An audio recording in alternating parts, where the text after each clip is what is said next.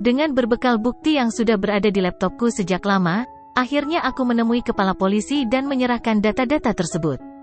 Serta memberitahukan kalau ada bawahannya yang bekerja sama dengan Om Nugroho.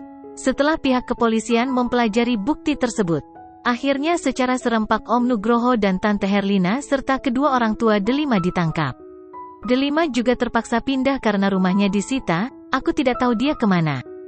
Aku tidak mau memikirkannya. Beberapa bulan kemudian ketika proses persidangan untuk keempat orang tersebut, aku mendapatkan kabar bahwa Delima dengan kekasih gelapnya ditangkap di sebuah hotel karena sedang berpesta miras dan obat-obatan. Miris nasib mereka. Tapi aku bersyukur akhirnya diberi kesempatan untuk mengetahui sifat sebenarnya wanita yang dulu pernah ada di hatiku itu. Untuk mendukung persidangan, aku juga menginterogasi semua maid karena tidak mungkin Om Nugroho merekam sendiri kejahatannya kepada papa dan mama. Akhirnya aku dapatkan bahwa yang merekam diam-diam kejadian adalah kepala pelayan. Tapi dia tidak berani berkata jujur kepadaku karena ketahuan Om Nugroho, kemudian dia diancam akan dilenyapkan dari muka bumi ini. Dan selanjutnya, baik kepala pelayan maupun maid yang lain bersedia maju sebagai saksi untuk penggelapan uang perusahaan. Akhirnya orang-orang yang selama ini disingkirkan oleh omku tersebut mendatangi perusahaan dan mereka mau bersaksi melawannya. Akhirnya Om dan Tante terkena hukuman berlapis, hukuman pidana dan perdata, termasuk kedua orang tua Delima. Aku menyambut keputusan ketua hakim ketika mereka berempat divonis seumur hidup tinggal di jeruji besi. Meskipun sepertinya memang hukuman buat mereka kurasa kurang karena menghilangkan nyawa mama dan papa, tapi itu cukup membuat mereka menderita hidup di sana. Aku tahu kamu tidak bisa memaafkanku kan? Om memang pantas mendapatkannya, terdengar isakan dari lelaki di depanku ini. Mata ini terbuka dan melihat Om Nugroho menunduk sambil terseduh. Maaf Om, aku berdiri dan meninggalkan lelaki yang memakai baju koko putih, sarung putih, dan peci di kepalanya itu. Dari penampilannya memang dia terlihat agamis. Tapi aku tidak tahu bagaimana isi hatinya. Apa benar dia sudah berubah atau hanya bersandiwara saja untuk mengelabuhiku?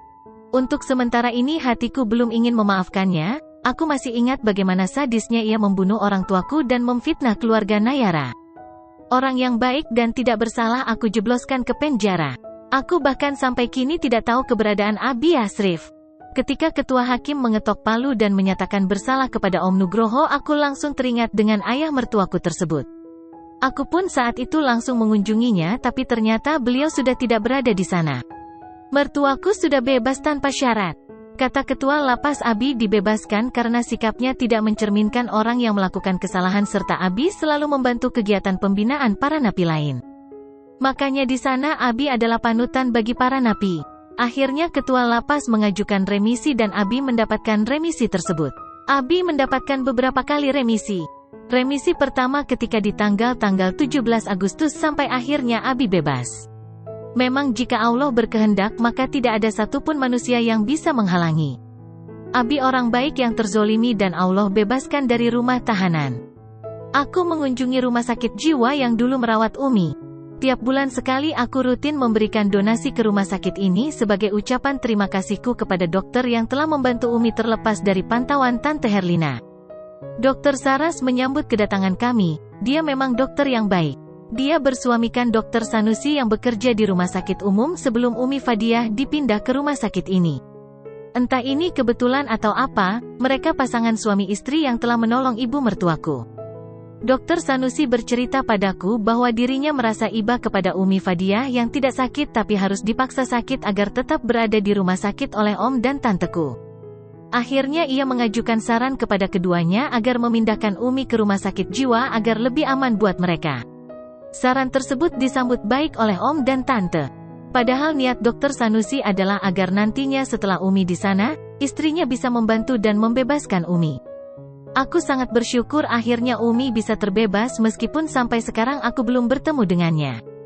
Dari rumah sakit aku dan Yoga mampir ke pesantren, kata Aidil Pak Kiai dan Bu Nyai sudah datang. Aku melajukan mobil menuju ke sana. Ditemani Aidil dan istrinya, Saidah, kami bertempat bertemu Pak Kiai. Kami disambut baik oleh beliau dan istrinya. Maaf Pak Kiai. Saya kemari ingin menanyakan apakah Pak Kiai tahu keberadaan istri saya. Aku langsung to the point saja, tidak usah berbasa-basi. Keyakinanku mereka berdua tahu kemana perginya Nay. Setelah saling pandang dengan istrinya dan Bu Nyai menganggukkan kepalanya pelan, Pak Kiai mengambil nafas panjang terlebih dahulu sebelum berbicara. Nak Arkan, kami berdua memang dari awal sudah tahu apa yang terjadi pada kalian. Itulah kenapa ketika Cherika pamit untuk berhenti mengajar di sini kami izinkan. Kami sangat menyayanginya. Dia butuh melupakan semuanya dan memulai kehidupan baru bersama Abi dan Uminya. Dia ingin melupakanmu. Aku menghela nafas dan menunduk mendengarnya. Benar, mereka sudah bersama. Abi, Umi, dan Nayaraku. Tapi kami tidak tahu di mana sekarang mereka tinggal. Dulu ketika masih berdua dengan Uminya kami tahu ia tinggal di mana.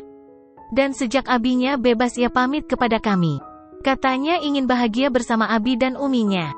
Pak Kiai berarti tahu alamat Umi dan Cherry sebelum mereka pindah? Aidil bertanya mewakili isi hatiku. Mungkin orang di sekitar sana tahu mereka pindah kemana. Tampak Pak Kiai mengangguk kepada istrinya. Bu Nyai berdiri meninggalkan kami dan bergabung kembali dengan membawa selembar kertas lalu menyerahkannya kepada suaminya. Aku menerima kertas tersebut dan tersenyum senang.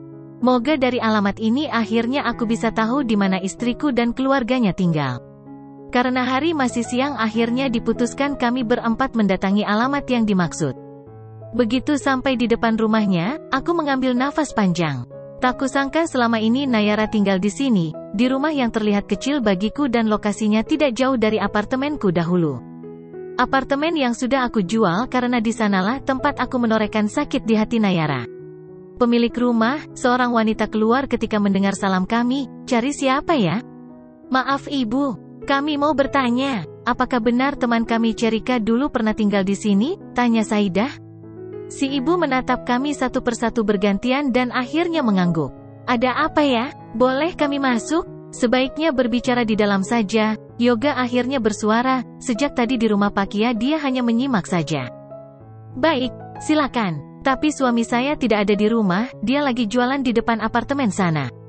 "Tidak apa-apa ibu, kami hanya sebentar saja," cicitku, "ibu saya suami Cherika." Si ibu menatapku. Entah apa yang ada di pikirannya. Apakah dia juga tahu apa yang terjadi dengan kami?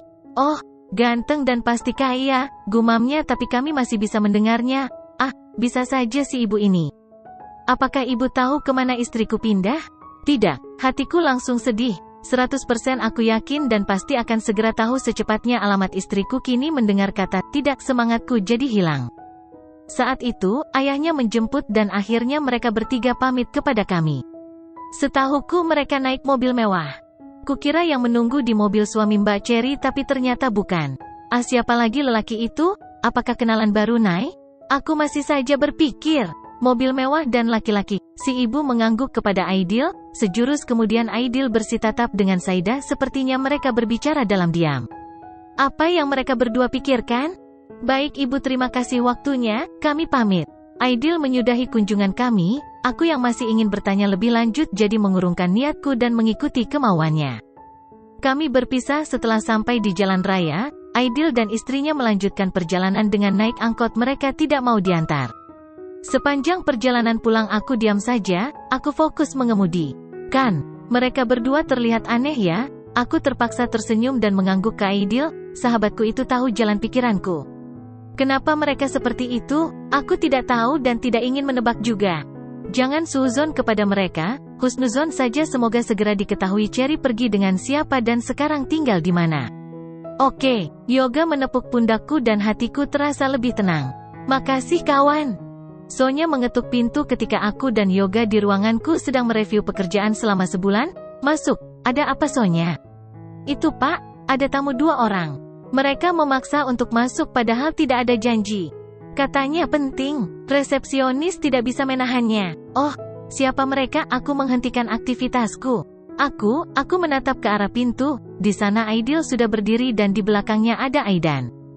"Maaf aku memaksa seperti ini." Aku menyuruh Sonya meninggalkan kami dan menutup pintunya. Aidil dan Aidan duduk di depan kami, sofa, yang terhalang meja. Yoga merapikan meja yang penuh dengan berkas-berkas. "Ada apa?" "Aidan tahu di mana istrimu tinggal." Bersambung.